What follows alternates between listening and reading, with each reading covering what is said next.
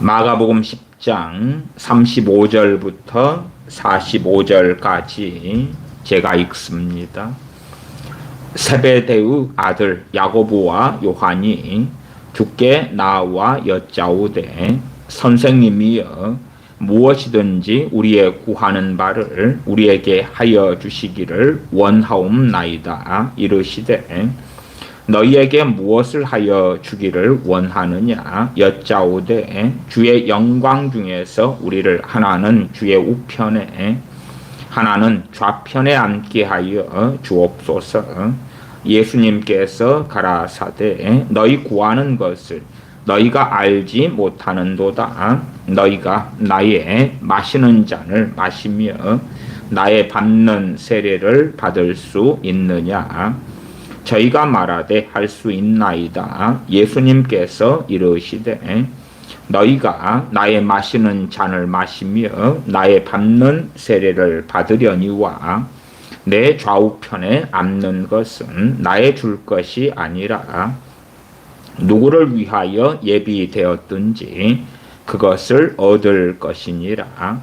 열 제자가 듣고 야고보와 요한에 대하여 분히 여기거늘 예수님께서 불러다가 이르시되 이방인의 소위 집권자들이 저희를 임의로 주관하고 그 대인들이 저희에게 권세를 부리는 줄을 너희가 알거니와 너희 중에는 그렇지 아니하니 너희 중에 누구든지 크고자 하는 자는 너희를 섬기는 자가 되고 너희 중에 누구든지 으뜸이 되고자 하는 자는 모든 사람의 종이 되어야 하리라.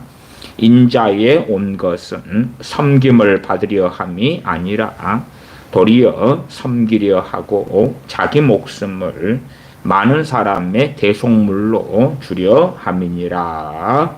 아멘. 주님께서 예루살렘으로 순환받으시려 가시기 직전에 일어난 사건이 마가복음 오늘 읽은 10장 35절부터 46절에가 있습니다. 그 앞에는 주님께서 세 번째 자신의 죽으심에 대한 또한 부활에 대한 예고의 말씀을 하셨더랬습니다.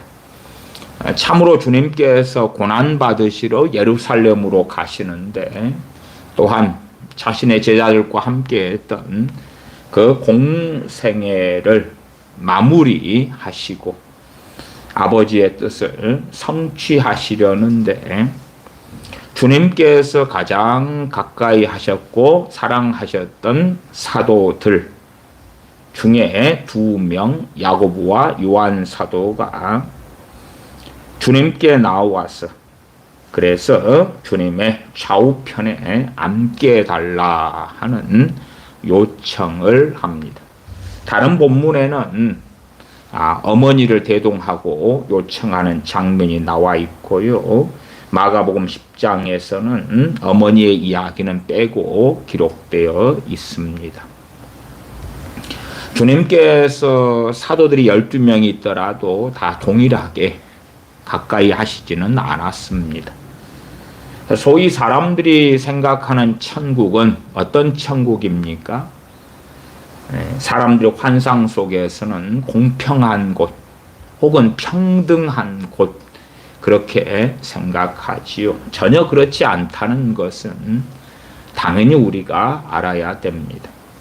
주님의 좌우편에 앉는 영광을 누가 얻게 될 것인가? 정말 천국이 소위 말하면 공평한 곳이다. 물론 성경의 공평과 이 세상에서 소위 사회주의 혹은 공산주의자들이 생각하는 공평은 전혀 다른 것이지요. 세상 사람들이 원하는 공평이라면 천국에는 주님의 좌우편에 앉는 사람이 없어야 되겠지요. 그러나 있습니다. 누가 될런지는 모르지요. 아버지께서 원하시는 그러한 사람들이 주님의 좌우편에 앉게 될 것입니다. 주님의 사도 12명이 있었어도 12명을 주님께서 공평하게 사랑하신 것이 전혀 아닙니다. 그냥 사랑을 10이라고 한다면 베드로 사도도 10을 사랑하고 도마 사도도 10을 사랑해 주시고 요한 사도도 10을 사랑해 주시고 뭐 등등등 하셨겠느냐? 아니다 그 말이 아니다. 그래서 주님께서 가장 가까이 하신 그러한 사도들은 3명이었다는 것을 압니다. 베드로와 야고보와 요한 사도였습니다. 그래서 야이로의 딸을 살리실 때나 혹은 겟세마네 동산에서 기도하실 때에 가장 가까이 두었던 사도들, 나아가 변화산에 가셨을 때에도 주님께서는 이 3명의 사도들, 베드로와 야고보와 요한 사도만 대동하셨습니다. 그렇기 때문에 주님께서 확연히 가까이 하신 사도들이라는 것을 우리가 압니다. 그러므로 우리가 반대로 생각할 수도 있습니다. 베드로와 야고보와 요한 사도는 누구보다도 주님을 사랑하였다 하는 것을 우리가 생각해 볼 수가 있는 것입니다. 그러지 사도들을 아무리 뽑으셨더라도 사도들마다 주님에 대한 열심이, 사랑이, 또한 믿음이 다 각자가 다른 것입니다. 각자의 그러한 상황, 또한 처지, 마음, 생각, 감정 등등이 다 다르겠지요. 다시 말하면 자유의지, 사도들의 자유의지가 있지요. 그러므로 주님께서 부활하신 다음에 이 땅에 40일간 계실 때에 주님의 사도 중에 도마 사도는 주님의 부활하심을 전하는 다른 사도들의 그러한 증언에 대하여 주님의 부활을 믿지 아니했던 그러한 일도 있지 않습니까? 각자의 다 사도들이라 할지라도 믿음은 개개인이 개별적이었다.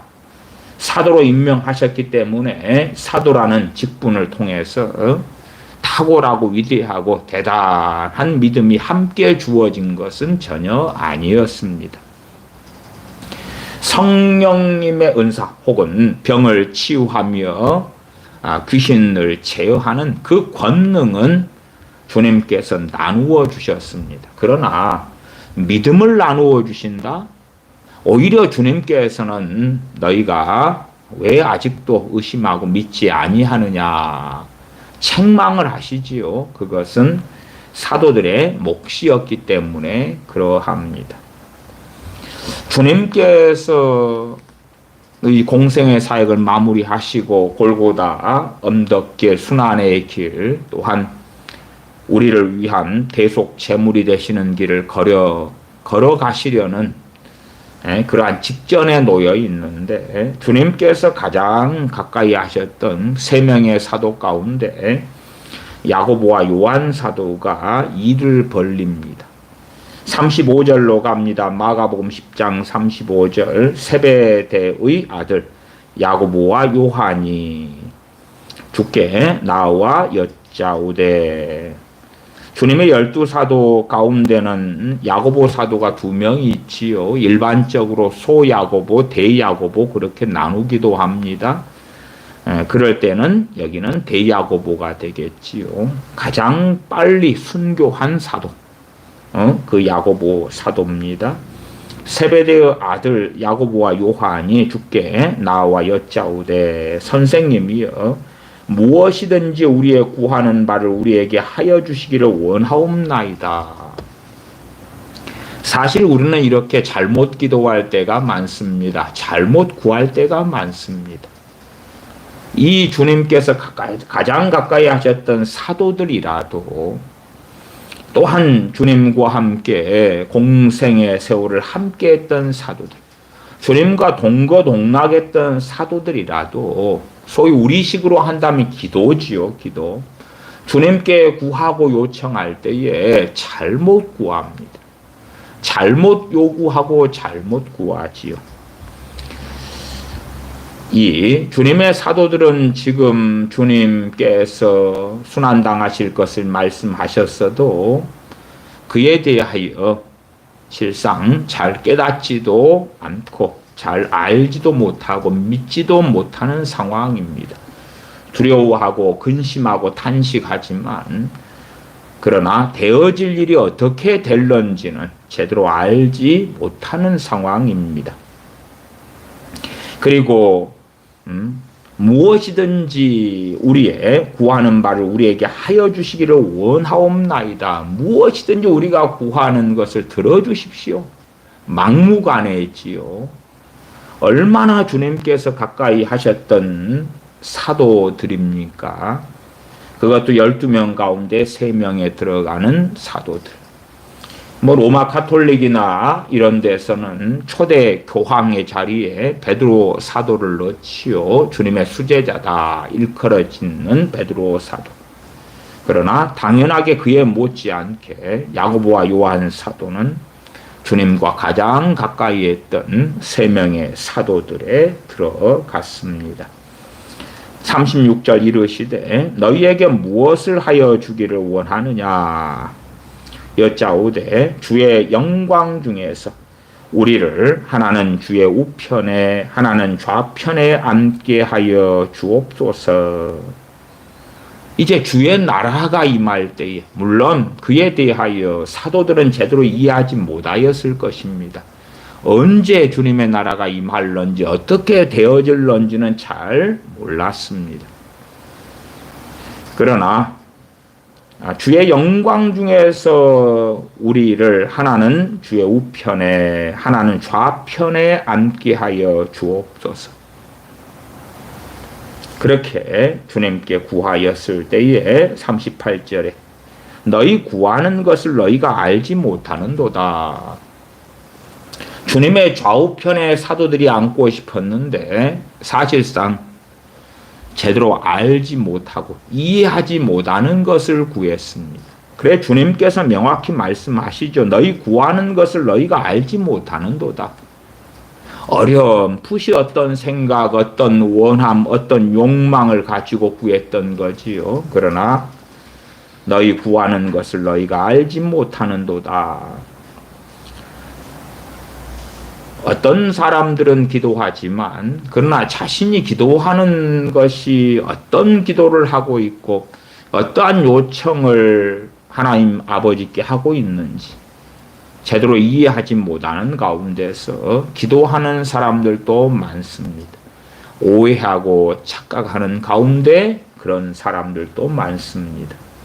자기식으로 뭔가를 이해한 다음에 그런 다음에 자신의 잘못된 이해 속에서 자신의 잘못된 관념이나 혹은 착각 속에서 뭔가를 구하는 사람들도 종종 있습니다.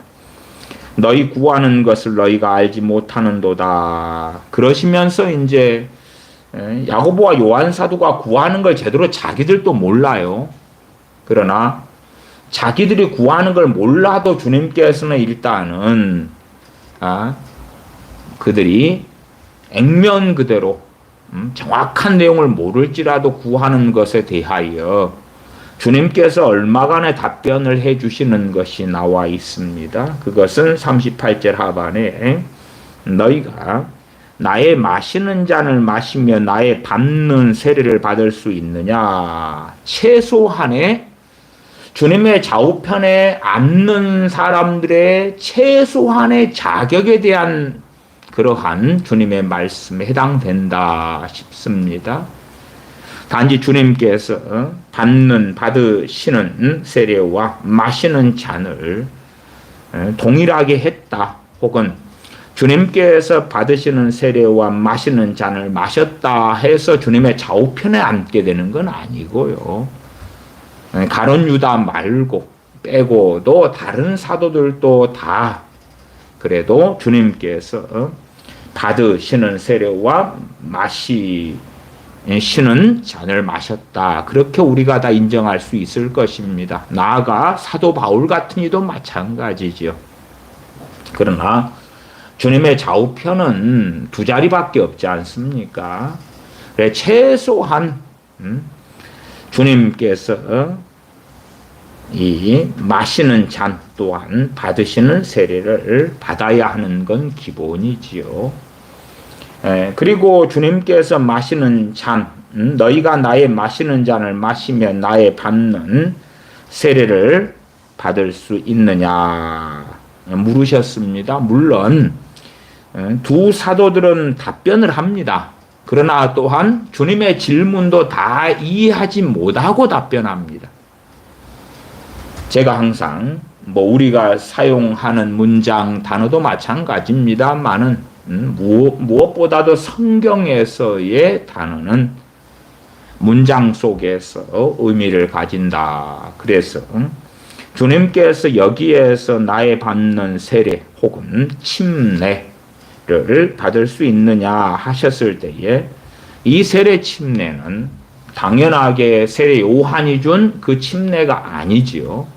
그냥 우리가 보통 생각하는 침례 세례가 아니고 어떠한 것을 의미하는 그러한 비유가 되겠습니다.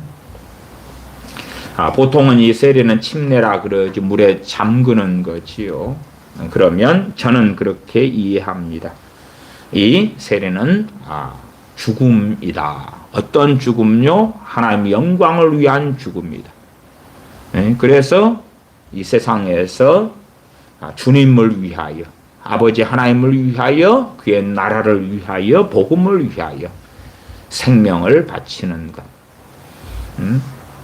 나의 인생을 내어드리는 그러한 헌신, 그러한 세례. 또한 나의 마시는 잔, 주님의 마시는 잔이 어떤 잔입니까? 고난의 잔, 순환의 잔, 핍박, 또한 고난, 고통을 함께 이야기하지요.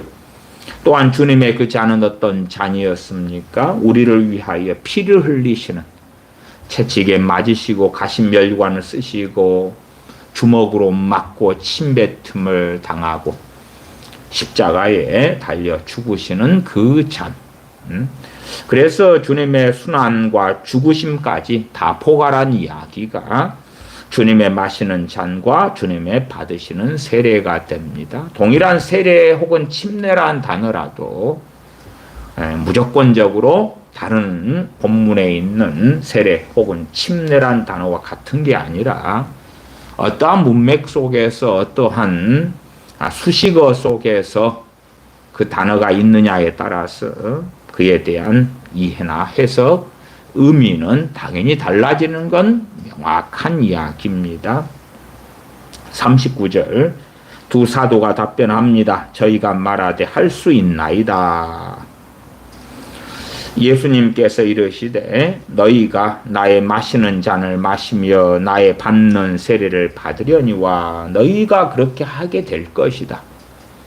그렇게 애언을 하시지요. 물론 여전히 두 명의 사도들은 다 이해하지 못하고 알지 못하는 것입니다. 40절 내 좌우편에 앉는 것은 나의 줄 것이 아니라 누구를 위하여 예비되었던지 그들이 얻을 것이니라. 그것은 주님의 임의적으로 할 수 있는 게 아니다.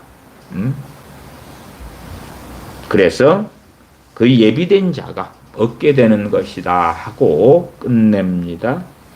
이제 이러한 것을 다른 제자가 다 듣습니다. 그 다른 제자들 속에는 베드로 사도도 포함되어 있겠지요. 그래서 41절에 보시면 10제자가 듣고 야고보와 요한에 대하여 분이 여기거늘. 그래서 10명의 제자 가운데는 베드로 사도 등도 포함되지 않았겠습니까? 야고보와 요한 사도에 대해 분이 여깁니다. 참 이 사도들이라 할지라도 서로 경쟁을 하지요. 누가 높냐, 누가 높냐. 보통 학교에서는 전교 1등도 있고 반에서는 반에 1등도 있지요. 그런 친구들이 이제 전교 1등이나 반에 1등 등이 모여가지고 서울대 같은 데를 들어가지요. 그 잘난 친구들이. 그러나 서울대에 가서도 또 누가 있습니까? 왕따도 있고 꼴등도 있고. 그러는 것이 세상 이치입니다. 그 세상에 가장 똑똑한 친구들이 하버드나 예일대나 이런 데 들어가잖아요. 근데 거기에서도 낙제생이 있고 거기에서도 꼴등이 있고 거기에서도 왕따가 있고 거기에서도 미련한 사람들이 있고 또 우리가 간혹 가다가 세계의 대통령들이나 수상들이 모여서 하는 회의를 보죠.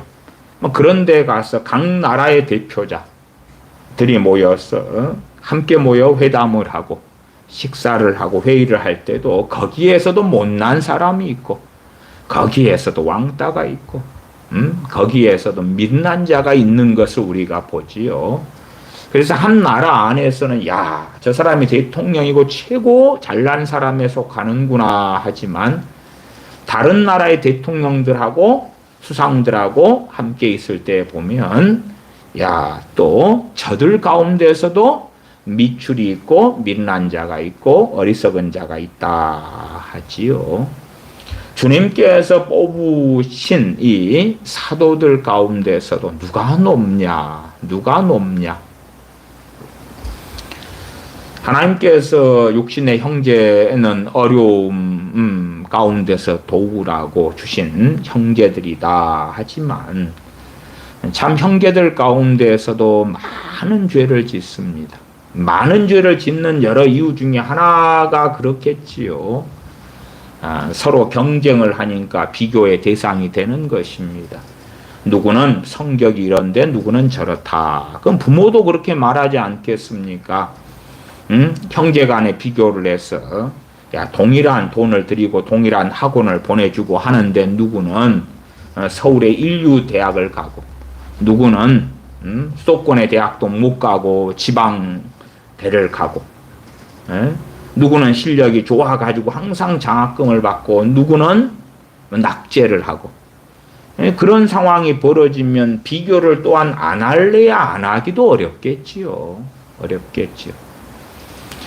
어쨌든 그래서 형제 간의 사이에는 시기 질투는 기본적으로 합니다. 그걸 드러내든 드러내지 않든지 간에 여자 형제들 가운데는 간혹 그런 일이 있더라고요. 누구의 남편이 잘났냐 다 고만하면 큰 문제가 없는데 시집을 가서 남편을 얻었는데 특출나게 어떤 남편이 특출나게 잘나버리는 거예요. 특출나게 그냥 외모가 좋고 능력이 좋고 그러면 이제 문제가 좀 많이 생기기도 하더라고요. 형제간의 사이에도 다 도토리 키재기만 되면 별 문제는 없는 것 같아요. 근데 누구가 특출한 재능이 있고 특출한 능력이 있고 특출하게 돈을 잘 벌고 그럴 때에 형제간의 사이에 이간질은 혹은 시기와 질투는 비일비재하게 되고 그 가족 관계 속에서 무수한 죄들이 일어나는 것을 봅니다. 그래서 누구보다도 가까워야 할 관계, 가족 혹은 형제 간의 관계가 누구보다 먼 관계가 되는 것이죠. 그냥 자신의 친구하고는 별로 비교를 하지 않지만 자신의 가족, 형제 가운데는 그 비교하는 것. 그래서 어떠한 형제는 우월감을 많이 가지고 어떠한 형제는 열등감을 많이 가지고 그냥 우물 안에 개구리가 서로 비교하는 것처럼 우월감과 열등감의 범벅이 되더라. 심지어 어떤 자녀들은 가족관계 속에서 혹은 부모에게 인정받으려고 애를 쓰는 경우들도 있습니다. 이 사도들도 누가 높으냐? 사도들이면 정말 고상해야 될 것 같고 더군다나 지금 주님의 순환을 앞두고 계시는 상황인데 그런데 그 정도면 주님과 함께 공생애를 다 함께 했고 이제 마지막 시간 얼마만 앞두고 있는데 그 정도 되면 가장 고상하고 가장 고결하고 가장 아름답고 그렇게 되었어야 할 것 같은데 또 사람들의 환상은 그런 거 아닙니까? 야, 변화는 주님이 시켜주시는 거야. 마치 어리석은 사람들이 자주 사용하지요. 다메섹으로 가는 길에 청년 사울, 사도 바울 되기 전에 청년 사울이 여러 사람과 함께, 특별히 병사들이지요. 성견 병사 같은 사람들입니다.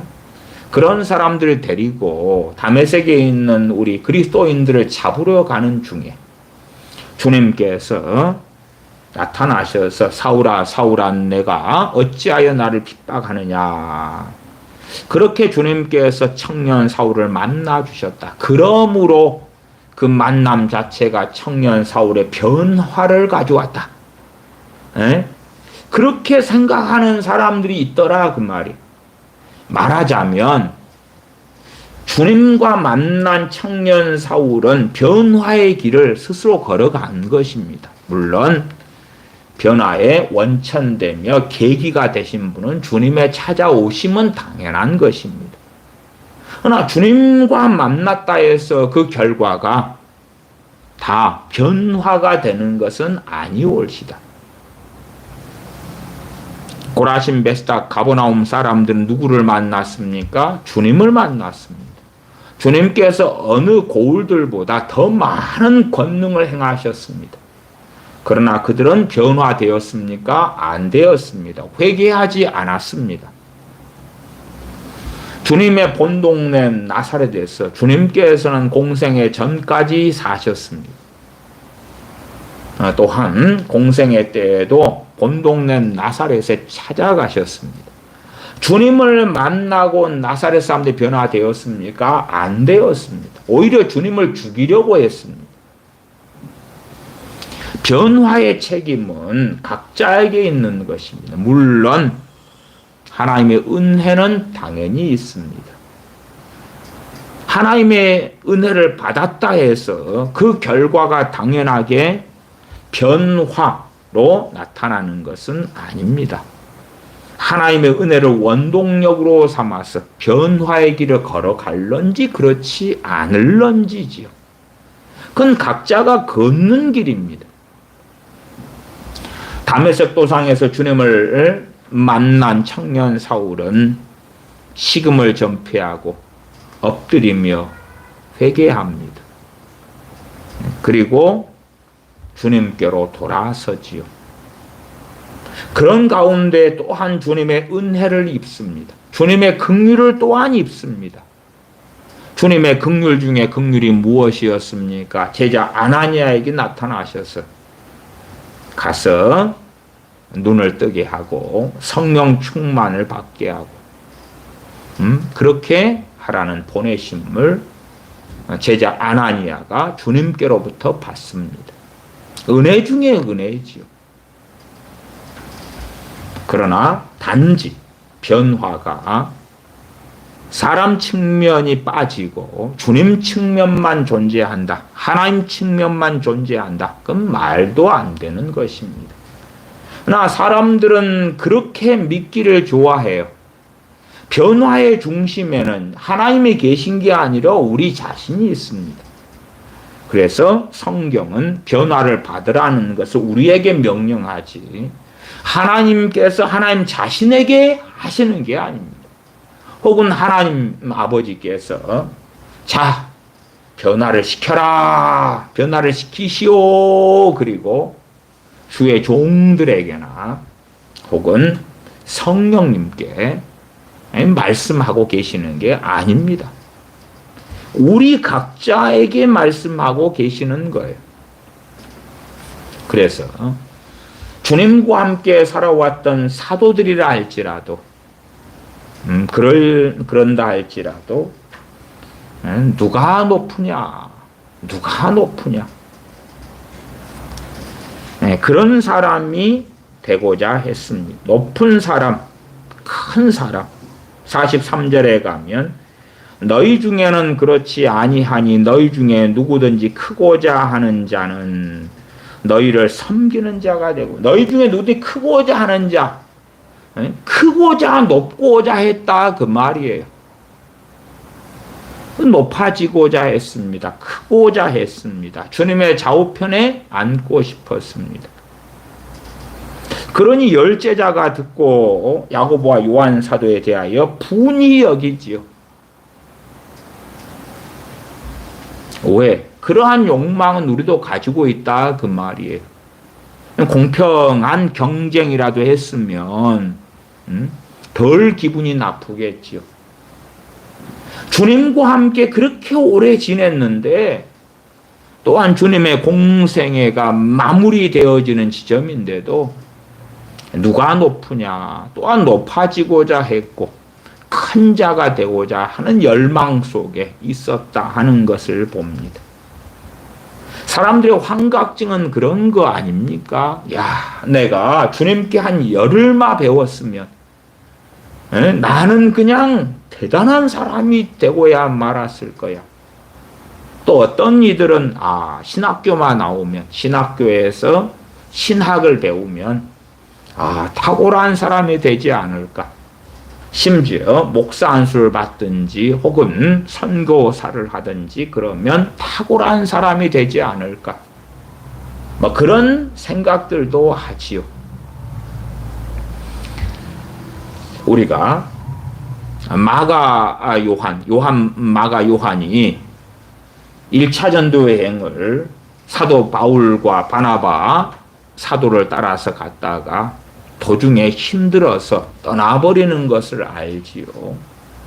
그러면 그 놀라운 하나님의 사람들은 심지어 자신의 삼촌이 되는 바나바 사도와 함께하고 또한 사도 바울과 함께하며 수종들면서 그들의 신앙과 믿음과 기도 생활과 헌신과 전도와 말씀을 듣는데 왜 마가 요한은 그렇게 성장을 잘 안 할까요?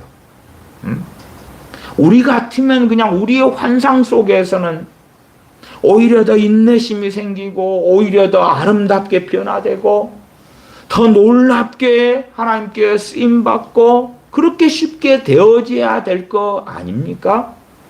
그러나 그렇지 않았습니다. 그래서 현시대적으로 그렇게 사람들을 미혹하는 자들이 많지요. 가만 당신들은 있어 봐라. 부흥사들도 그렇게 많이 하죠. 머리만 디밀어 봐라. 내가 불러 내가 임파테이션을 해주고. 아니, 한 부흥사의 종이 성령 하나님이십니까? 성령님이 한 부흥사의 종입니까? 내가 성령의 나타남을 주겠노라 그러면 나타나는 것입니까? 이게 정말 악한 자들로 악한 주장을 정말 많은 부흥사 등등이 하는 것을 봅니다.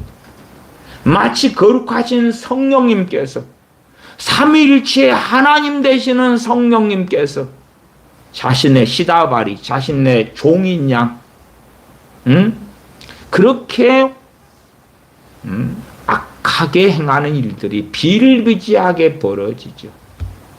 자, 머리를 디밀어 봐라. 너 자식 문제가 있다고 데려와봐. 내가 한번 불러 꽉꽉 눌러서 안수하고 기도해주면 역사가 나타나 버리는 거야. 물론 그러면서 여러 가지 거짓부렁도 하죠. 전에 누가 와서 나한테 안수 한번 받고 인생이 변하고 삶이 변했어. 또 누가 와서 나한테 받고 그랬어. 그럼 사람들이 헐떡헐떡 합니다. 왜 나도 그렇게 받고 싶어서. 어떤 가난한 사람이 찢어지게 가난했는데 나한테 축복기도 한번 받고 난 다음에 그 다음에 금방 10억이 들어오고 20억이 들어오고 50억이 들어오고 그리 되었단 말이야. 집 없어서 수십 년 살던 사람이 나한테 축복기도 한번 받고 안수기도 한번 받고 아파트가 생기고 한강변 아파트가 생기고 복을 받았단 말이야. 그렇게 막 충동을 일으키니까 헐떡헐떡하고 달려갑니다. 인간의 본성이 그렇게 완악합니다. 당연히 우리 주님께서는 사도들에게 그러한 좋지 않은 충동을 일으키신 적은 전혀 없습니다. 전혀 없어도 사도들은 그걸 가지고 있는 것입니다. 그런데 강단에서 목회자가 그 충동을 부채질한다면, 그러면 불과 기름이 만나는 것 같은 일이 벌어지겠죠. 그런 충동이 일어날 때 주님과 같이 증거해야 되는 게 맞겠지요. 주님께서는 단순히 이러한 두 명의 사도들의 주장에 대하여 그냥 함구하고 끝내시지 않습니다.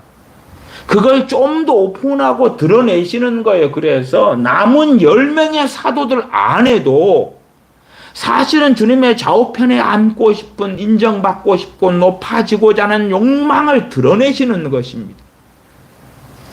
두 명의 사도만이 아니라 너희들 뱃속에 있는 건 무엇이냐 드러내시는 것입니다. 주님과 함께 공생의 세월을 보냈음에도 그래도 이 사도들은 쉽게 변화되지 않지 않습니까? 쉽게 달라지지 않잖아요. 한순간에 그냥 혹은 주님의 안수를 좀 받은 다음에 주님 제 머리에 손 좀 얹어주세요. 그렇게 해결이 되겠습니까? 주님의 말씀에 순종하는 것은 어렵습니다. 예를 들어 바보들의 행진은 그런 거 아니겠습니까?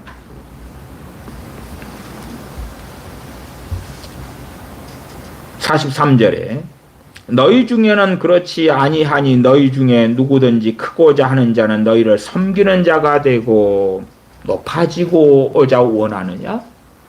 사실은 어디에 했어요? 궁극적으로 하나님의 나라에서지. 하나님의 나라에서 큰 자는 누군지 아느냐? 섬기는 자로 산 사람이 큰 자가 될 것이다. 어디에서? 이 세상에서 섬기는 자가 될 때. 그러나 바보들의 행진은 첫째는 그거겠지요. 섬기는 자가 되는 데는 우리의 수고와 낮아짐과 겸손함과 때로 고달픔과 고난과 어려움이 있겠죠. 섬김을 받는 것은 너무나 쉽고 섬기는 건 너무나 어렵습니다. 섬김을 받는 거야 너무나 쉽죠. 우리가 여행을 갈 때 왜 여행이 기쁩니까? 여행이 왜 즐겁습니까? 섬김을 받으러 가니까. 섬김을 주로 받아요. 여행지에 가서 남이 숙소를, 호텔을 청소해 놓잖아요. 그리고 좋은 베개에 이불을 준비해 놓고 섬기지요. 그 다음에 레스토랑에 가서 우리는 돈을 지불하고 서비스를 받는단 말이에요. 섬김을 받아요. 그러니까 좋은 거예요.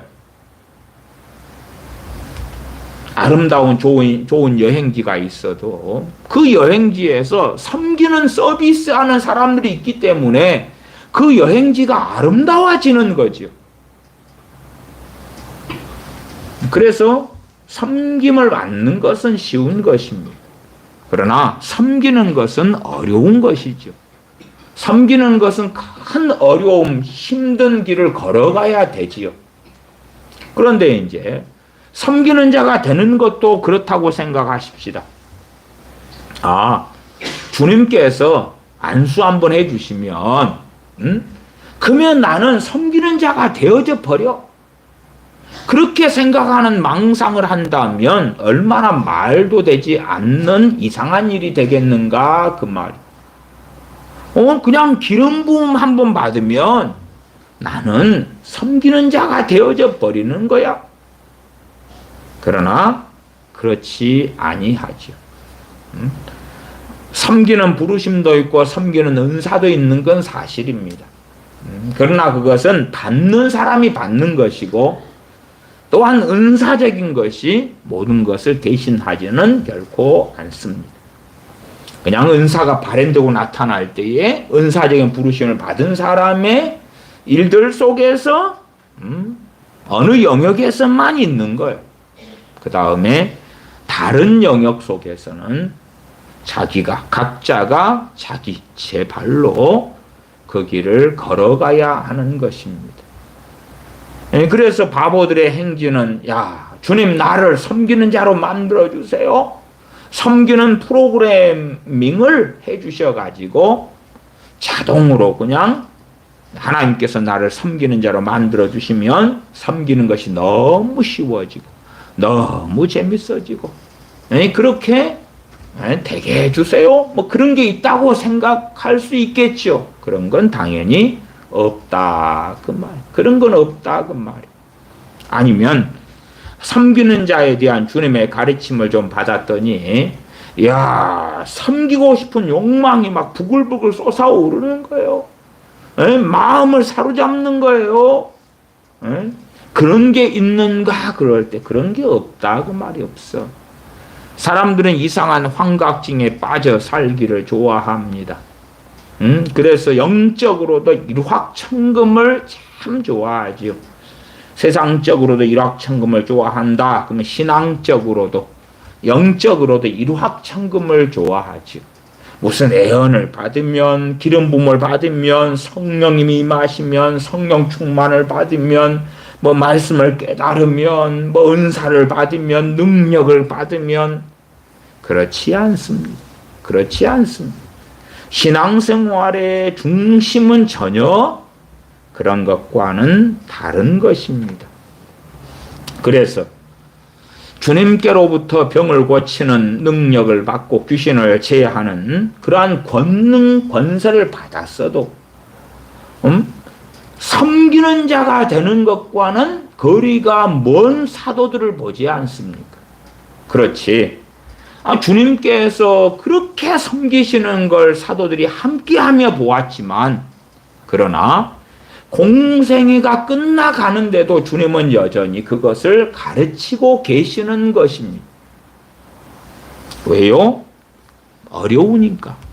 먼 여정의 길을 걸어가야 되기 때문에 그러하지요. 쉽고 간단하게 단순하게 주님께로부터 말씀 몇 마디 드렸더니 주님께 배웠더니 아니면 주님께 그냥 안수기도 한번 받았더니 섬기는 자가 되는 유전자가 DNA가 생기고 섬기는 자가 되는 유전인자가 발현이 되어서 그래서 섬기는 자가 되어져 버렸더라는 것은 전혀 아닙니다. 물론 이제 뭐 은사적인 측면으로 한다면 섬기는 길을 순종함으로 그 고단한 길을 걸어가는 사람들에게 자주 그 길을 수월하게 하시려고 섬기는 은사를 주시는 것들을 저는 압니다. 그러나 섬기는 길을 걸어가지 않고 또한 그 어려운 고단한 길을 전혀 걷지 않으려는 자나 혹은 걸으려는 마음만 있지 액션이 없는 사람에게 섬기는 은사를 주시지는 않는다는 것은 당연한 이야기가 됩니다. 다시 42절로 올라갑니다. 예수님께서 불러다가 이르시되 이방인의 소위 집권자들이 저희를 임의로 주관하고 그 대인들이 저희에게 권세를 부리는 줄을 너희가 알거니와. 이방인들의 집권자들 대인들은 사람들을 자기 마음대로 임의대로 주관하고 끌고 그러면서 통치하면서 뭘 받아요? 섬김을 받는다 그 말이에요. 권세를 부리고 자기 주장대로 사람들을 이리저리 하고 그렇게 해서 섬김을 받는 자가 되는 거예요. 임의로 주관한다는 것은 자 이런 일을 해. 너희는 이런 심부름을 해. 너희는 이렇게 해. 요리를 해가지고 오너라. 그렇게 섬김을 받는 길을 걷는다 그 말이 그 권세 권력으로. 그러나 하나님의 자녀들 백성들 주님의 제자들의 길은 그렇지 않다. 그래서 43절에 너희 중에는 그렇지 아니하니 세상의 집권자들, 주관자들, 대인들, 주님의 좌우편에 딱 앉게 되었어. 어흠, 여봐라, 여봐라. 그리고 명령하고, 그렇게 하는 그러한 집권자, 그러한 대인이 되는 길이 주님의 제자로 사는 길이 아니다. 너희 중에는 그렇지 아니하니 너희 중에 누구든지 크고자 하는 자는, 물론 천국에서는 어떤 사람은 10고울의 권세를 차지하라, 어떤 사람은 5고울의 권세를 차지하라. 다르지요. 달라요. 24장로님들도 있고 주님의 좌우편에 앉는 사람들도 있고, 그 천국에서 모습이 아주 일부만, 조금만 나와 있을 뿐입니다. 그래서 전체의 모습은 우리가 당연하게 잘 알지 못합니다. 그러나 천국에서 생각해 보세요. 우리는 사람은 우리 자신이고 본성이, 우리의 본성이 그대로 나란 존재가 천국에 갑니다. 그러면 이제 사도 바울께서 천국에 갔을 거 아닙니까? 그러면 사도 바울이 천국에서는 자신의 본성하고 다르게 이제 하인 부리고 종 부리고 살 것 같습니까? 그래서 이제 세상에서 고생 많이 했다. 자, 천국에서는 이제 천사들이나 아니면 누군가, 아니면 그럴 수도 있지요. 세상적인 과학 발전으로 한다면 얼마나 인공지능이 많이 발전해 갑니까? 그런 프로그래밍된 그러한 기계도 만들 수 있고 로봇도 만들 수 있을 거 아니에요. 그런 이들을 하인이나 종으로 만들어 가지고 그렇게 할 수도 있고, 천사들을 통하여서 그런 섬김을 받을 수도 있겠지요. 그러면 이 땅에서는 섬긴 자를 살다가 이제 천국에 딱 갔더니 이제는 나는 왕 노릇할 거야, 나는 섬김만 받을 거야, 그렇게 간단할 것 같습니까? 하나님의 사람이 그대로 천국에 가는 거예요. 그 사람의 뜻과 그 사람의 의지와 그 사람의 경험과 가치관을 그대로 가지고요. 그래서 천국에서 삶의 모습을 우리는 다 재단할 수도 없고 알 수가 없습니다. 알 수가 없어요. 43절 너희 중에는 그렇지 아니하니 주님의 제자의 삶이 어떻게 되어야 하느냐. 너희 중에 누구든지 크고자 하는 자는 너희를 섬기는 자가 되고, 너희 중에 누구든지 크고자 하는 자는, 사실은 큰 자라는 게 어떤 자가 큰 자냐 그러면 주님께서 칭찬하시는 사람, 주님께서 인정하시는 사람이 큰 자지요. 어떠한 대단한 권력을 가지는 자를 이야기하는 게 아니겠지요. 주님께서 칭찬하시는 자, 착하고 충성된 종아, 인정하시는 그러한 사람들이 큰 자가 되는 거지요. 크고자 하는 자, 그런 큰 자가 되고 싶으냐? 큰 자가 되려면 너희를 섬기는 자가 되고, 너희 중에 누구든지 으뜸이 되고자 하는 자는 모든 사람의 종이 되어야 하리라. 종은 노예지요. 노예지. 섬기는 자지. 섬기는 자지. 이 땅에서 살면은 섬기는 자 혹은 종으로 사는 것이 편하지 않겠죠. 고통스럽겠죠. 어렵겠죠. 쉽지 않지요. 그래서 주님의 사도들에게 너희 중에 크고자 해? 그러면 너희 사도 너희 12명 중에 섬기는 자가 돼. 섬겨. 섬김을 받고 대접을 받으려고 하지 말고 섬기는 자가 돼. 그러면 큰 자가 될 거야. 또한 모든 사람의 종이 돼요. 야, 한 사람, 두 사람, 세 사람도 아니고 모든 사람의 종이 된다니. 그게 얼마나 어렵겠는가 그 말이. 물론 각 말씀들은 일부분만 이야기하고 있습니다. 일부분을 가지고 전체를 이야기하고 논하면 안 됩니다. 성경의 어떤 말씀들은 그냥 일부분이에요. 그렇기 때문에 다른 말씀들과 조화를 이루어야 되고, 때로는 생각해 보세요. 손에 대한 말씀을 한다면 다른 말씀은 발에 대한 말씀, 눈에 대한 말씀, 머리에 대한 말씀, 심장에 대한 말씀들이 따로 있을 거다 그 말이, 비유적으로 한다면. 그러니까 손에 대한 말씀만 본 다음에 손의 형상을 딱 그리면서 사람 자체가 이렇게 생겼을 거야 그러면 말이 안 된다 그 말이에요. 그걸 이해를 하셔야 돼요.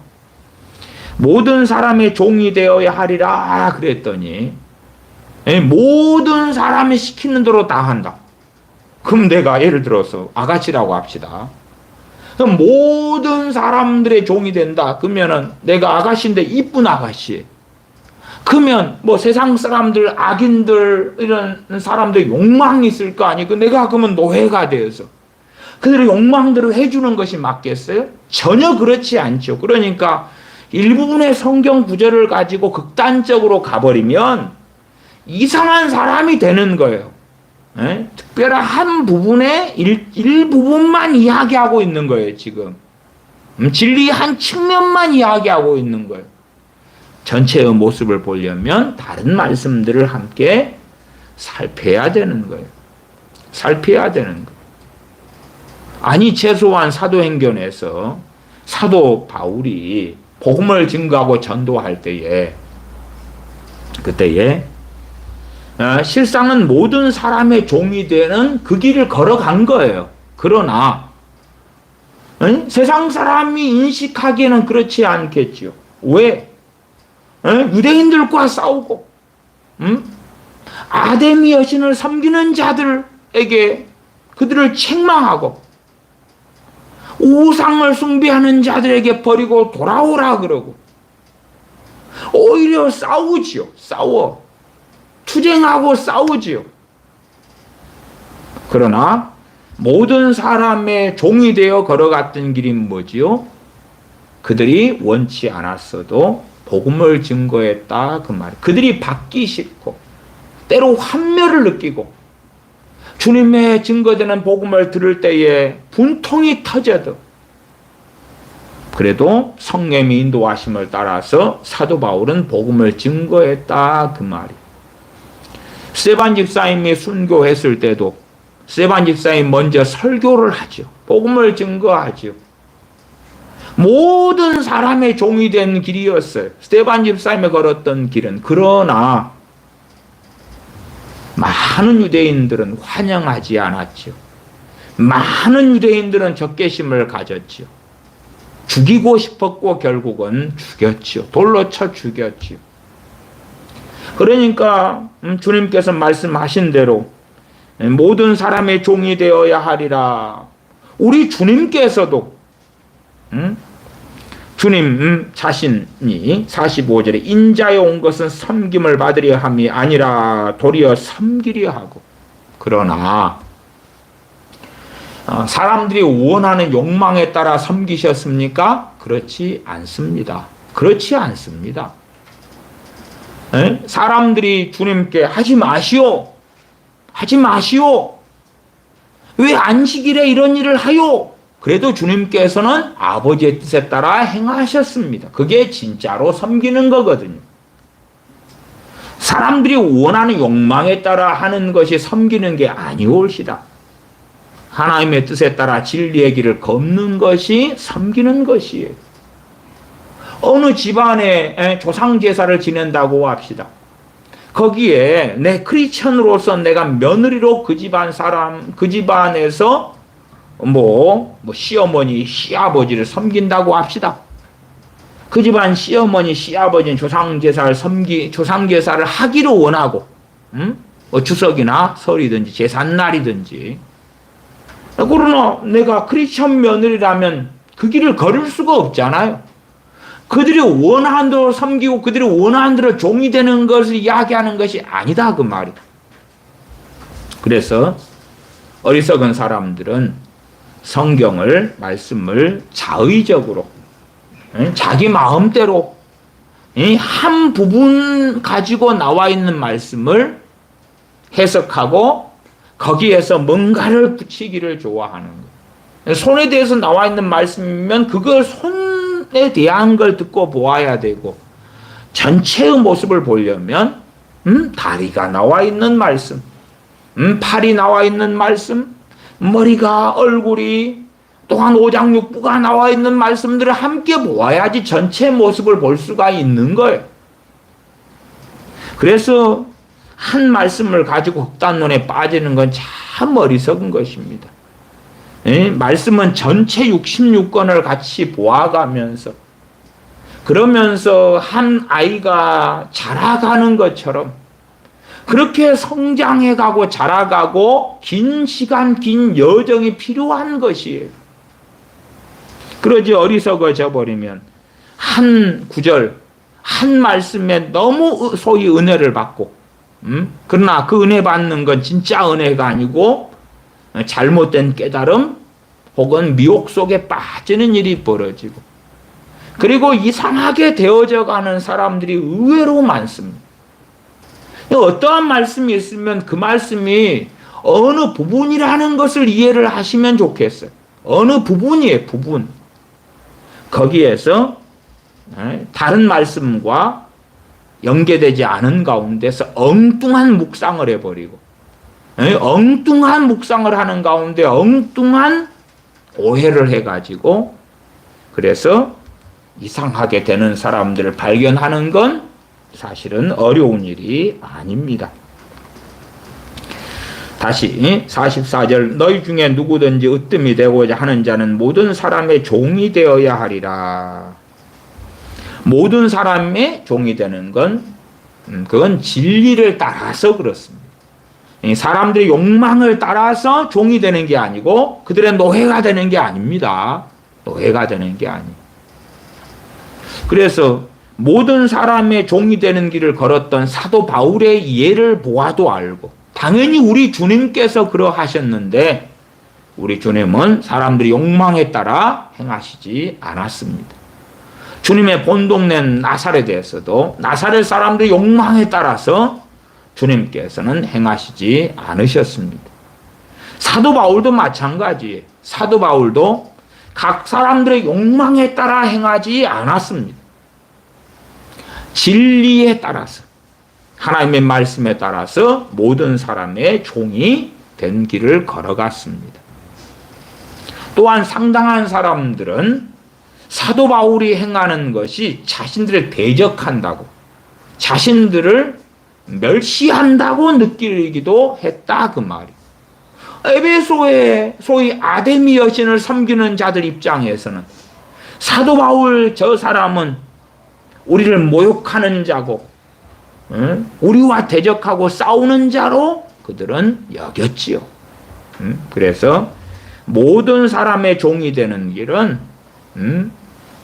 나아가 내가 아내로 남편을 섬기고 자식으로 부모를 섬기고 또한 부모로서 또한 섬길 자를 섬기는 것이라 할지라도, 목회자가 섬기는 것이든 우리가 크리스천들이 우리가 있는 자리에서 섬기는 것, 모든 사람의 종이 되는 것도 그들의 욕망에 따라서 하는 것이 아니라는 기본적인 이해는 해야 되겠지요. 그러니까 사도 바울이 많은 서신서들에서 그 믿는 사람들 책망하지 않습니까? 갈라디아 지역의 교회들에게 갈라디아 서를 보내서 너희가 왜 다른 복음을 줬느냐? 책망을 하죠. 그리스도께서 십자가에 못 박히신 것이 밝히 보이거늘 누가 너희를 꾀더냐? 또한 고린도 전서에서는 얼마나 많은 책망을 합니까? 그것이 참된 섬김이죠. 그러나 누구에게는 참으로 부드럽게, 참으로 너그럽게, 온화하게, 누구에게는 그렇지 않고 강하고 엄유하고 딱딱하게 진리를 따라 모든 사람의 종이 되는 거지.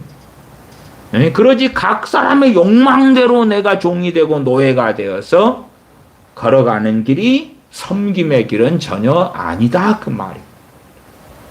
그러면 참으로 바르게 섬기는 자가 되려면 하나님 말씀을 더 잘 알아가야 할 뿐만 아니라 당연하게 성령님의 인도하심을 따라 살아갈 때에 참된 섬기는 자가 될 수가 있겠지요. 그냥 일반 상식적으로 생각해 보십시다. 우리의 시간이나 재정은 한계가 있습니다.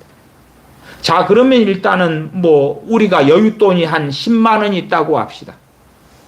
10만 원 여윳돈이 있어요.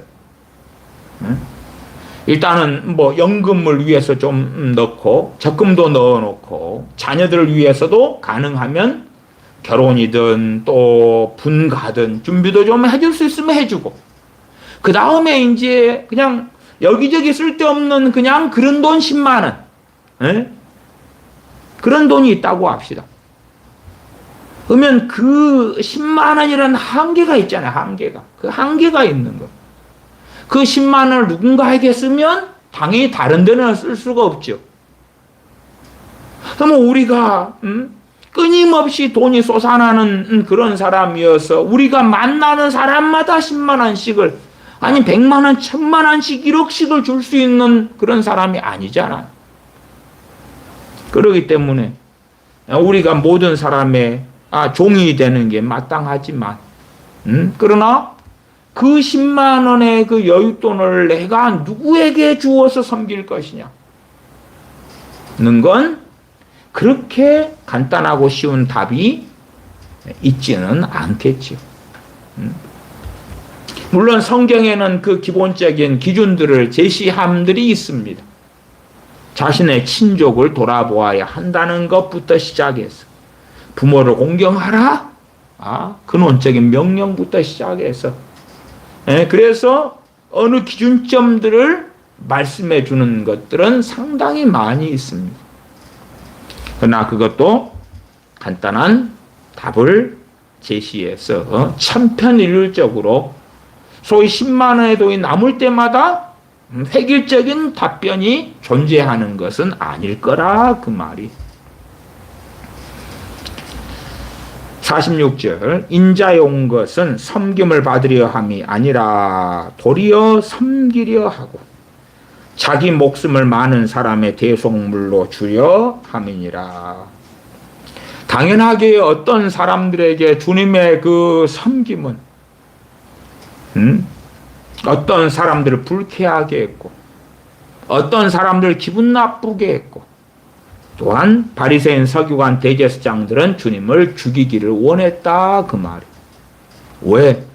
주님의 그 섬기심이 자신들의 뜻과 욕망하고 심지어 그들의 성경 해석하고 안 맞았단 말이에요. 그러나 주님께서 섬기시는 그것을 주님은 포기하지 않으셨고, 하나님의 뜻에 따라 섬기시는 길을 걸었기 때문에, 그래서 그들의 욕망 가운데는 우리 주님은 바알세불이 집힌 자요, 우리 주님은 하나님을 모독하는 자가 되었던 것이지요.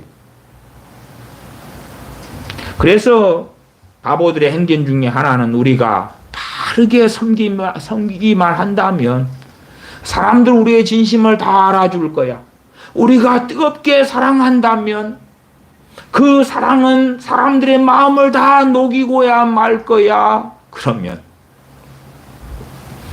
에레미야의 섬김이 그랬습니까? 해피엔딩 했습니까? 모세의 섬김이 그렇게 해피엔딩 했습니까? 선지자들의 섬김이 그렇지 않았기 때문에 돌로 쳐서 죽여버리거나 칼로 목을 잘라 죽여버리기도 했죠. 세례 요한의 섬김은 어떤 섬김이었습니까? 그러나 세례 요한은 그 헤롯 왕에게 회개할 기회를 주었음에도 불구하고 세례 요한을 잡아다가 계집 아이의 춤값으로 그를, 선지자를 죽이고야 말았죠. 정말 하나님 뜻대로 하는 섬김이 해피엔딩한 결과를 가져오지 않습니다. 하나님 뜻대로 섬겼더니, 그렇게 사랑했더니 그 사랑을 받은 사람들이 다 변화될 거야, 달라질 거야? 말도 안 되지요. 왜? 성경을 전체를 보면 그렇지 않다는 것을 뻔히 알 거 아닙니까? 그러나 어리석은 사람들은 성경 본문의 한 부분만 본 다음에 거기에서 공상을 하고 망상을 하고 꿈을 꾸고 소설을 쓰지요. 그렇지 않습니다. 당연하게 핵심은 43절부터 45절이 됩니다. 섬기는 자가 되라는 것, 모든 사람의 종이 되라는 것. 특별히 누가 되고자 하면요, 크고자 하면 그 큰 것은 세상에서 성공하는 높은 자가 되는 것이 아니라 하나님의 나라에서 주의 영광 가운데 주님께서 오실 때에, 그때에 크고자 하는 것. 그래서 그 큰 자가 되는 욕망, 열망 자체를 주님이 반대하시는 건 아닙니다. 그런 건 아니에요. 그런 건 아니에요. 그러나 잘못된 큰 자가 되고자 하는 욕망, 또한 큰 자가 되고자 하는 욕망을 세속적인 걸로 바꾸거나 혹은 세상적인 방법으로 그걸 이루려고 하는 것에 대해서는 주님께서 반대하시는 것입니다. 당연히 큰 자가 되면 좋지. 그러기 위하여 우리에게 섬기는 자가 되라고, 모든 사람의 종이 되라고 부르고 계시는 것입니다. 또한 다 높아지고자 하니까 이 사도들도 그랬어요. 사도들도 그랬어요. 최소한 우리도 주님께 인정받고 칭찬받는 자가 되기를 원합니다. 착하고 충성된 종아, 그런 칭찬을 받기를 원한단 말이에요. 상대적으로 많은 믿는 자들 가운데 우뚝 서서 그런 어떤 영광을 얻기를 원치는 않더라도 우리가 서 있는 자리에서 칭찬받기를 원한단 말이에요. 그러한 열망이 잘못된 것이 전혀 아닙니다. 오히려 우리에게는 그 선한 열망이 있어야 됩니다. 없는 것도 상당한 경우에 문제가 됩니다. 주님께 칭찬받으려는 열망이 없다. 그것은 어떤 의미에서는 자포자기하고 살고 있는 거고, 무의욕적으로 살고 있는 거고, 태만하게 살고 있는 거고, 될 대로 되라 그리고 살고 있는 사람들이기 때문에 그러기가 쉽습니다. 오히려 우리도 높아지고자 하는 열망을 가져야 됩니다. 그러나 그 열망을 세상적으로, 돈적으로, 물질적으로, 성공적으로 그걸 이루려고 해서는 안 된다 그 말이에요. 이 세상에서 높아지고자 하는 그 욕망을 이루려고 하는 길은 잘못된 길이고, 그러나 아버지의 나라에서, 주님의 나라에서 착하고 충성된 종아, 칭찬받기를 원하는 열망이 있어야 됩니다. 그냥 사는 데까지 살다가 가자 그러면 안 되는 것이지요. 먹을 거 먹고 구경할 거 구경하고 놀 거 놀고 행복을 누리다가 때가 되면 가야 되겠다 해서도 안 된다 그 말이에요.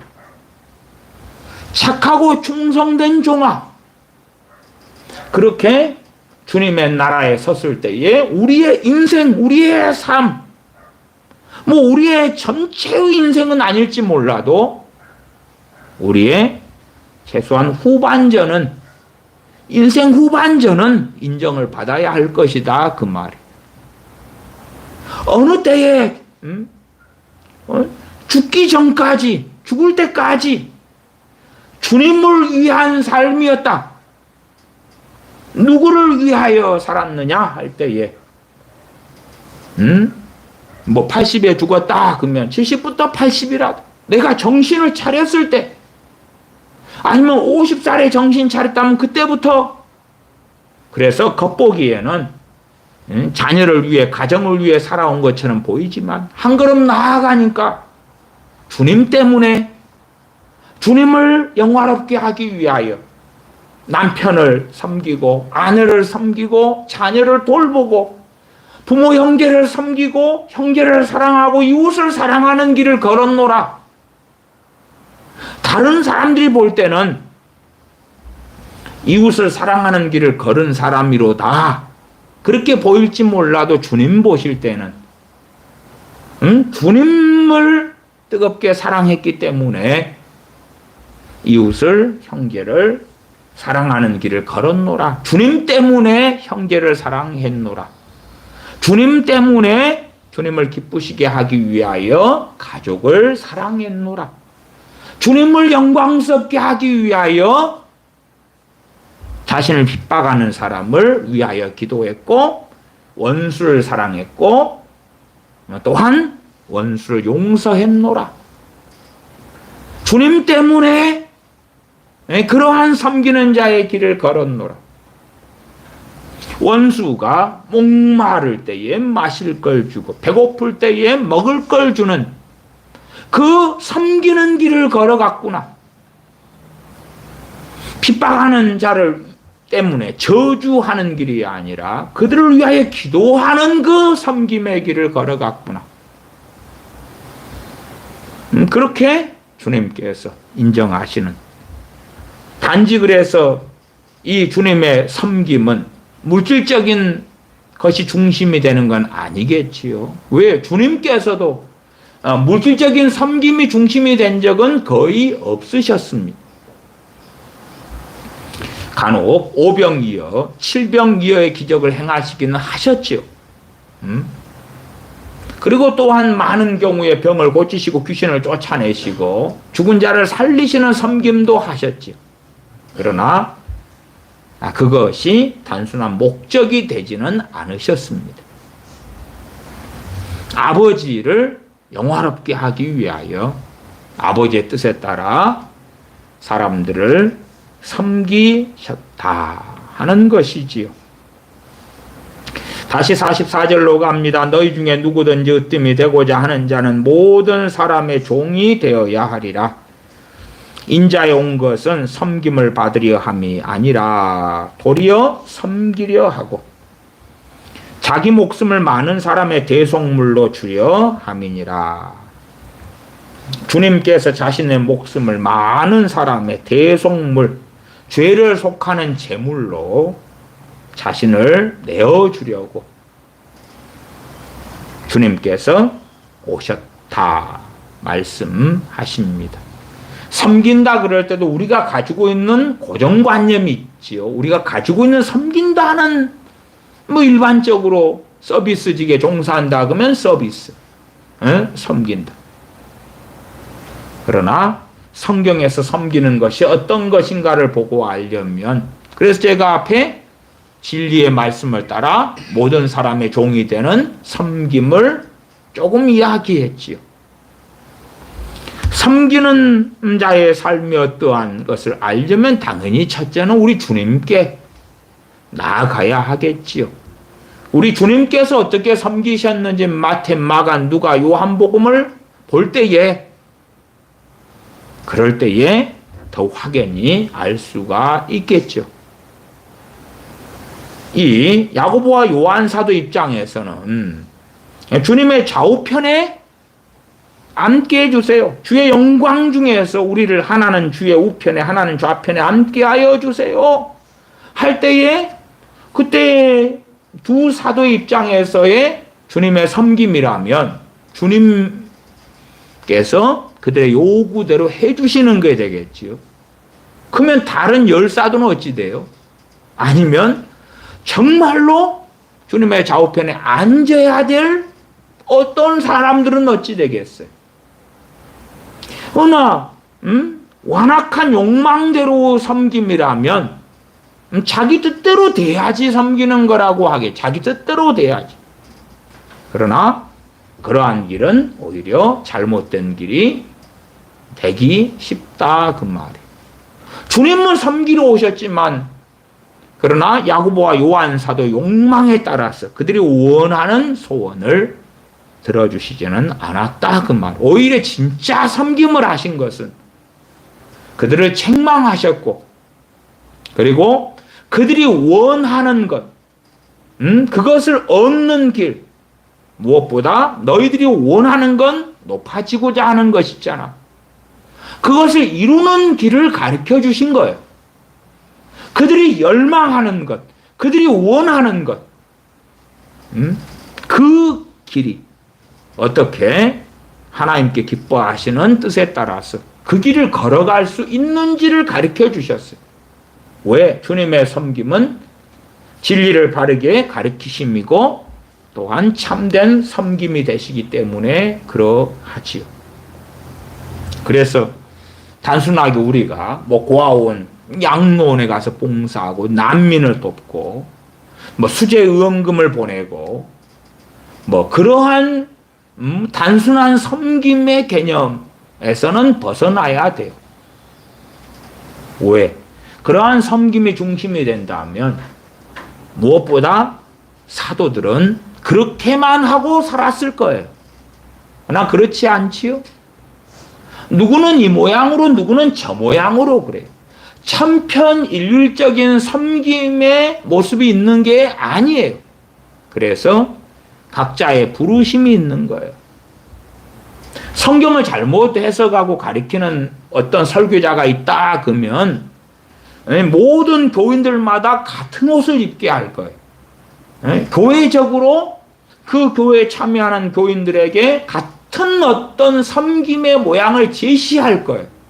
제시할 거. 그러나 대부분의 사람들에게는 그것이 맞지 않는 옷이 되겠죠. 일부의 소수의 사람들에게는 그것이 맞는 옷이 될 것이고 맞는 옷이 되는 사람은 안 불편할 거고 그러나 맞지 않는 옷이 되는 사람들은 굉장히 불편할 거예요. 굉장히 불편할 거예요. 좀 어려운 예제입니다만은 저는 어쨌든 제가 목회하기 전까지는 일반 여러 교회에서 신앙생활을 했기 때문에요. 제게 이 교회에서 굉장히 1년 중에 불편하고 고통스러운 날들이 있었어요. 그것은 어떤 날이었냐 그러면 총동원 전도주의. 그걸 만날 때면 기본적으로 총동원 전도주의를 1년에 한 일반적 교회는 한 번이든 두 번을 정합니다. 봄, 가을. 그 다음에 최소한 한 달 전부터 달달달 볶아요. 한 달 전부터 얼마나 괴롭힌지 몰라요. 그래서 태신자 카드를 주고 카드에 총동원 전도주의에 데려올 사람 이름을 적어라. 이름을 적어서 언제까지 제출해라. 그 다음에 제출한 그 사람을 놓고 예를 들어 30일 작정 기도를 하고 그 다음에 작정서를 내라. 몇 명을 데려오겠다고. 하나님 앞에 서원서를 제출해라. 담임 목사님이 그렇게 하는데 이걸 대놓고 안 한다 그럴 수도 없고 한다 그럴 수도 없고 그래 계속 달달달 볶는 거예요. 자 이번에 총동원 전도주일에 5명 데려올 사람 손들라고 쳐다보면서 5명 그냥 교회가 한 1000명, 2000명, 5000명 되는 교회면 표시도 안 나는데 주로 제가 다녔던 교회가 그래 규모가 아주 큰 교회는 별로 없었어요. 그러니까 100명, 200명, 300명 눈에 다 띄는 거예요. 그냥 아니면 어떤 데는 30명, 50명 뻔히 앞에 보고 있는데 그러니까 한 달 전부터 총동원 전도질 끝날 때까지 사람을 막 괴롭히는 거예요. 그게 끝나면 이제 아이고 살았다. 그 다음에 봄 지나면 가을이 또 다가오는 거예요.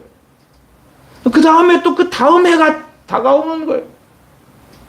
제가 어쨌든 20여 개 교회에 가까운 데서 신앙생활을 했는데 대부분 그 괴로움을 당했어요.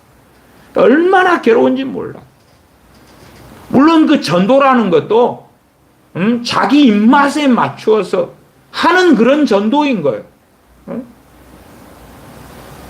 맞지 않는 옷을 입는다는 건 너무나 고통스러운 일이거든요. 어쨌든 획일적으로 뭔가를 제시하고 끌고 가는데 너무 고통스러운 거예요. 그래서 1년에 한 2달이 그냥 고통스럽고 괴로운 거예요. 물론 괴로운 시리즈가 또 있습니다만 이걸 교회 신앙생활 할 때 조직의 쓴맛이라 그래요. 조직의 쓴맛. 조폭처럼 그렇게 뭔가를 당하고 겪는데 그 중에 하나가 총동원 전도주일에 그냥 한 달 전부터 달달달 볶으면서 괴롭히는 것이었어요. 섬김도 여러 모양이 있어요. 그리고 또한 섬김의 부르심이 또 틀리고 그래서 이러한 말씀들을 가지고도 함부로 적용을 시켜가지고 획일적인 모양을 만들면 안 된다고 제가 최근에도 성경 연구 4번의 설교를 통하여 얼마나 사실은 적용이 어려운지 또 말씀을 드렸어요. 그냥 참편일적으로 섬기는 자가 돼. 그 다음에 섬기는 것 혹은 봉사하는 것에 대한 자기 개념, 자기 생각을 가지고 또한 강단에서 목회자는 예화를 들겠죠. 예화. 그래서 그 모양이 정답인 것처럼 제시할 때에 말씀은 그대로 설교한 것 같지만 그러나 결과는 전혀 다른 데로 가버리는 거예요. 제가 어디 이제 집회에 가려고 그러다가 길치에 길치. 근데 길치 전도사님하고 같이 이제 차를 타고 가는 거예요. 전도사님 차 운전한 전도사님도 길치고 저도 길치고. 그러니까 집회 장소를 가야 되는데 어디로 갔냐 그러면 엉뚱한 대로 달려가고 있는 거예요. 엉뚱한 데 정 다른 데로 가고 있는 거예요. 길치니까 그 다음에 이게 맞다 그러는 거예요. 또 집회를 끝나고 이제 제 고향 교회에 있는 전라도 여수로 내려오는데 또 이 길이 맞다 그러고 길치 전도사님하고 길치인 저하고 둘이서 이 일이 맞아 도로가 맞아 그리고 가고 있는 거예요.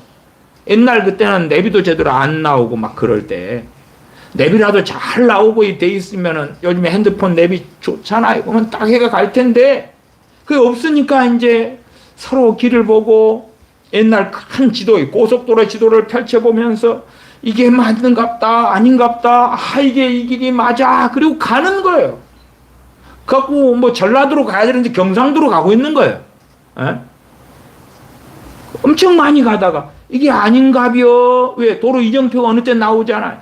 그런 일이 한두 번이 아니고 3번도 더 넘습니다. 이게 엉뚱하게 적용을 하는 거예요. 그건 참 어리석고 어리석은 것이 되어집니다. 그래서 긴 시간을 가지고 어떤 섬김을 주의 종들이 했는가 또한 사복음서에 주님께서 하셨는가 그런 것을 우리가 보면서 모든 사람의 종이 되는 거 섬기는 자가 되는 거 섬기는 것이 그렇게 세상에서 원하는 건 뭐예요? 꼭 인도의 간디처럼 너희 기독교인들 똑바로 왜 안 해? 너희 기독교인들 산상수훈에 있는 대로 좀 해봐. 해석도 제대로 안 하고 막무가내로 적용을 시켜가지고 하는 것처럼 아니면 너희 기독교인들 일반적인 사람들 사랑이잖아 사랑 좀 그렇게 해봐. 그렇게 하면서 어리석은 섬김의 길을 걸어가려는 사람들이 많다 그 말이에요. 세상 사람의 노예가 되어서 심지어 섬긴다는 명목 속에 마귀의 종이 되어 살아가는 자들도 많고 악인들의 포로가 되어서 살아가는 경우도 많다 그 말이에요. 섬기는 건 진리를 따라 진리 안에서 말씀 안에서 섬기는 거고 그 모양들은 각자의 부르심 속에서 많이도 달라질 수 있을 것이다. 기도하겠습니다. 주님께서 이 땅에 우리를 섬기시고 우리를 위한 속죄제물, 대속제물로 주님 자신을 주시려고 오셨고 또한 그렇게 우리를 섬기심에 감사를 드립니다. 진실로 우리가 무의미하게 아무런 열망도 없이 무의욕 속에서 사는 사람들이 아니라 참으로 전능하신 아버지의 나라에 주님의 나라에 섰을 때에 높아진 자 착하고 충성된 종이라 인정받는 자로 서려는 참된 열망을 가지고 이 땅에서 주어진 짧은 생애 속에서 영원한 삶 속에서의 높아지고자 하는 열망으로 인하여 섬기는 자로, 또한 진리의 말씀에 따라 우리의 부르심 가운데 어떠한 섬기는 자가 되어져야 할지를 상고하는 가운데, 알아가는 가운데 진리를 따라 섬기는 그러한 모든 사람의 종이 되는 그 길을 걷다가 주님 앞에 서게 하여 주시옵소서. 우리 주 예수님의 이름으로 기도하옵나이다. 아멘.